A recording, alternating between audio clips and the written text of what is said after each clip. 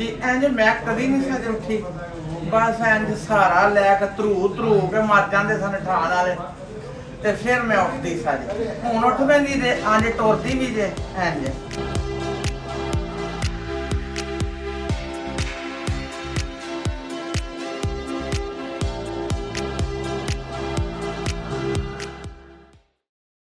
हाँ जी, अस्सलाम वालेकुम।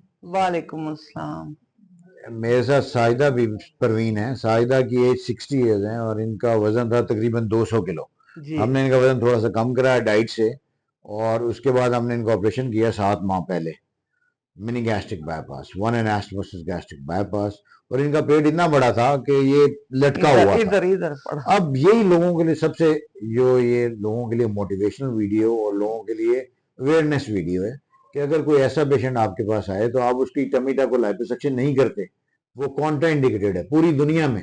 कहीं भी अगर जिनके वजन 110-20 से ज्यादा है पहले वो बेरेटिक सर्जरी कराते हैं, क्योंकि टमीटा लाइपोसक्शन वेट लॉस ऑपरेशन नहीं है, वो कॉस्मेटिक ऑपरेशन है।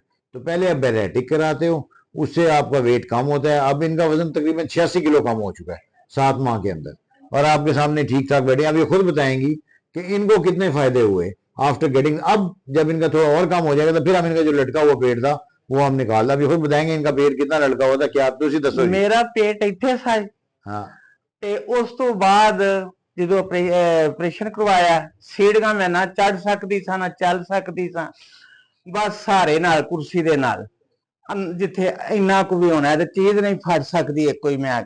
ਅੱਜ ਮੈਂ ਅਲਹਮਦੁਲਿਲਾ सीढ़ियां उतर के 24 सीढ़ियां उतर के नीचे आई वाह जी वाह, ते सांस तक नहीं फुलिया।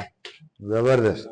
फिर मैं बाहर आई हाँ, मोटरसाइकिल ते बैठी हाँ, नहीं तो मोटरसाइकिल तो मैं नहीं सा बह सकती बिल्कुल। ਇਹ ਬਾਜ਼ੂ ਮੇਰਾ ਜਿਹੜਾ ਸੀ ਅੱਜ ਤੱਕ ਚੂੜੀ ਪਾਣ ਤੋਂ ਕਾਸਰ ਸੀ, ਹੁਣ ਚੂੜੀਆਂ ਪਰ ਜਿਹੜੀਆਂ ਨੂੰ ਲੈ ਪੈਂਦੀਆਂ ਨੇ ਕਿ ਤਕਰੀਬਨ ਏਡਾ ਬਾਜ਼ੂ ਸੀ। ਇੱਥੋਂ ਜਿਹੜਾ ਸੀ ਇੱਥੇ ਆਏ ਆ ਬਹੁਤ ਜ਼ਿਆਦਾ ਸੀ। ਅਲਹਮਦੁਲਿਲਾ मैं डॉक्टर साहब की बड़ी शुक्रगुजार हाँ कि मेरे वास्ते बहुत अच्छे मसीहा ने ਤੇ ਅੱਲਾਹ ਤਾਲਾ ਨੂੰ ਜ਼ਿੰਦਗੀ ਦੇ ਖੁਸ਼ੀਆਂ ਵੰਡਦੇ ਇਸ ਤਰ੍ਹਾਂ ਰਹਿਣ ਤੇ ਲੋਕਾਂ ਦੀਆਂ ਜ਼ਿੰਦਗੀਆਂ ਸਹੂਲਤਾਂ ਪੈਦਾ ਕਰਦੇ ਰਹਿਣ। ਮੇਰਾ ਵੀਪੀ ਇੰਨਾ ਤੇਜ਼ ਹੁੰਦਾ ਸੀ ਜੇ ਕਿ ਦਿਮਾਗ ਕੰਮ ਕਰਨਾ ਛੱਡ ਦਿੰਦਾ ਸੀ। ਅਲਹਮਦੁਲਿਲਾ ਮੇਰਾ ਬੱਚਿਆਂ ਹਾਲ ਵੀਪੀ ਹੋ ਗਿਆ ਤੇ ਹਰ ਚੀਜ਼ ਖਾਣੀ ਪੀਣੀ ਆ ਸ਼ੁਕਰ ਹੈ ਬਹੁਤ ਆਸਾਨ ਹੈ ਮੇਰੇ ਅੱਲਾਹ ਦਾ, ਉਸ ਤੋਂ ਬਾਅਦ ਇਹਨਾਂ ਦਾ। ਤੇ ਅੱਲਾਹ ਤਾਲਾ ਇਹਨਾਂ ਦੇ ਕੋਲ ਇੰਨੀਆਂ ਕੁ ਖੁਸ਼ੀਆਂ ਵੰਡਾਏ, ਇਹ ਸਦਾ ਵੰਡਦੇ ਰਹਿਣ, ਲੰਮੀ ਜ਼ਿੰਦਗੀ ਅੱਲਾਹ ਇਹਨਾਂ ਨੂੰ ਦੇ। ਤੇ ਹਰ ਮਰੀਜ਼ ਕੋਸ਼ਿਸ਼ ਕਰੇ ਜਿਹੜਾ ਮੇਰੇ ਹਾਰ ਜੇ ਸਤੇ ਆ ਮੋਟਾਪੇ ਦਾ ਉਹ ਆਏ ਤੇ ਡਾਕਟਰ ਸਾਹਿਬ ਨਾਲ ਬੜਾ 6 ਮਹੀਨੇ ਡਾਕਟਰ ਸਾਹਿਬ ਤਾਵਨ ਵੀ ਬੜਾ ਕਰਦੇ ਨੇ। ਅਲਹਮਦੁਲਿਲਾ ਬਹੁਤ ਸ਼ਫਕਤ ਪਿਆਰ ਨਾਲ ਪੇਸ਼ ਆਉਂਦੇ ਨੇ ਤੇ ਇੱਕ ਦਿਨ ਰੱਖਦੇ ਜੇ ਤੇ ਜਾਓ ਘਰ ਮੌਜਾਂ ਕਰੋ। ਮੈਂ ਜਿੰਨੀ ਵਾਰੀ ਆਈ ਆ ਨਾ ਮੇਰੇ ਨਾਲ ਤੇ ਇੰਨਾ ਕੁ ਦੱਸਿਆ, ਪਹਿਲੋਂ ਇੱਕ ਪਿਆਰ ਕੀਤਾ ਕਿ ਮੈਂ ਦੱਸ ਨਹੀਂ ਸਕਦੀ।